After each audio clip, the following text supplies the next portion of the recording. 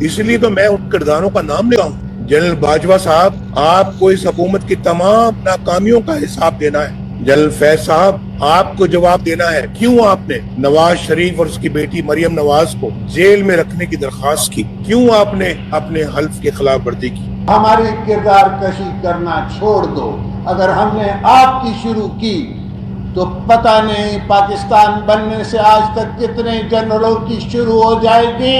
میرے جرنیلوں نے پاکستان کی تاریخ میں کتنی دفعہ آئین کو ذبح کیا ہے، جمہوریت کو ذبح کیا ہے، لہذا فوج کو فوری طور پر اپنی پوزیشن واضح کرنی چاہیے۔ جو شناختی کارڈ ان کے پاس ہے نا پاکستانی ہونے کے لیے، وہی میرے پاس ہے۔ یہ جو سمجھتے ہیں نا کہ ہم کوئی ماورائے کائنات کوئی مخلوق ہے، یہ تصور نہیں کیا جا سکتا۔ جب ایک فرد واحد جس کا نام جنرل فیض حمید ہے، میرا تو یہ جو مقدمہ ہے یہ جنرل فیض صاحب کا بنایا ہوا ہے، انہی کا چلایا ہوا ہے۔ مجھے بتائیں کہ فوجی جرنیل جو شب خون مارتے ہیں، جو مارشل لا لگاتے ہیں، یہ کون ہیں؟ یہ پاکستان کے ٹھیکیدار ہیں؟ یہ ہر معاملے میں کود پڑتے ہیں؟ یہ اپنے ڈومین میں کیوں نہیں رہتے؟ یہ اپنے دائرے میں کیوں نہیں رہتے؟ یہ کیوں حکومتی اداروں کے اندر جو ہے نا وہ آ کے قدم رکھتے ہیں؟ کیوں کارگل کا ایک شوشہ چھوڑتے ہیں کہ جب مشرقی پاکستان ٹوٹا تو کون پاکستان کا حکمران تھا؟ فوجی ٹولہ برباد کر چکا ہوں اس پاکستان کو، تباہ کر دیا اس پاکستان کو، لہو لہان کر دیا پاکستان کو۔ خراب کریں یہ فوج کے جنرل نواز شریف، آپ پاکستان تم ٹھیک کرو۔ ہمارے سارے سماج دشمن عناصر ان ایجنسیوں کی پیرول پہ ہیں۔ ہمارے ملک کے تمام بدماش سماج دشمن عناصر جناب اسپیکر ہماری ایجنسیوں کی پیرول پہ ہیں۔ اور ابھی نندن کی کیا بات کرتے ہیں؟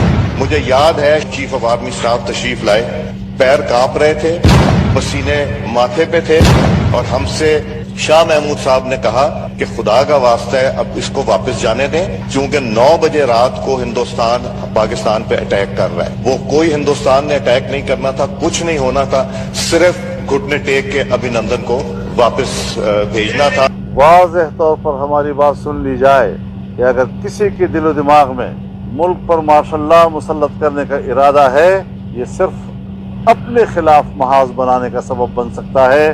دفاع کے لیے 250 ارب رکھا گیا ہے، جو بجٹ میں اس وقت ان کے ایلوکیشن ہوئی ہے، ان کے اوپر ان کا حق نہیں بنتا، لیکن آج بھی یہ پوری امپیونٹی کے ساتھ اپنا سینہ چوڑا کر کے ڈیفنس بجٹ کو کلیم کر رہے ہیں اور مانگ رہے ہیں قوم سے۔ قوم کی ہڈیوں سے گوشت تک جو ہے انہوں نے نچوڑ لیا ہے اور اتار لیا ہے۔ میں ڈی ایچ اے کے خلاف ہوں۔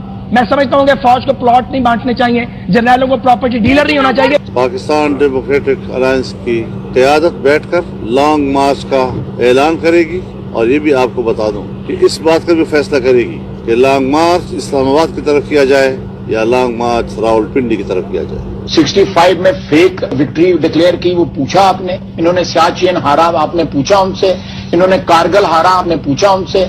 میں نے خود جب واجپئی صاحب نے اس بات کا گلہ کیا کہ جناب دیکھیں ایک طرف تو لاہور ڈکلیریشن ہو رہا ہے اور دوسری طرف جو ہے وہ کارگل کا وہ مس ایڈونچر کر کے میری پیٹھ پر چھرا گھونپا گیا۔ میں نے کہا بالکل واجپئی صاحب ٹھیک کہتے ہیں۔ کوئی سیاستدان، کوئی حکمران اس وقت تک ملکی خزانہ نہیں لوٹ سکتا، اس وقت تک وہ کرپشن نہیں کر سکتا جب تک کہ پاکستان کی اسٹیبلشمنٹ اور بیوروکریسی اس کو سپورٹ نہ کر رہی ہو۔ جب تک ہماری اسٹیبلشمنٹ اور بیوروکریسی سیاستدانوں کو کرپشن کے لیے ماحول نہیں بناتی، ان کو اس پر آمادہ نہیں کرتی، اس کی ترغیب نہیں دیتی، اس کا لالچ اس کو نہیں دیتی، سیاستدان خود اکیلے کبھی بھی کرپشن نہیں کر سکتا۔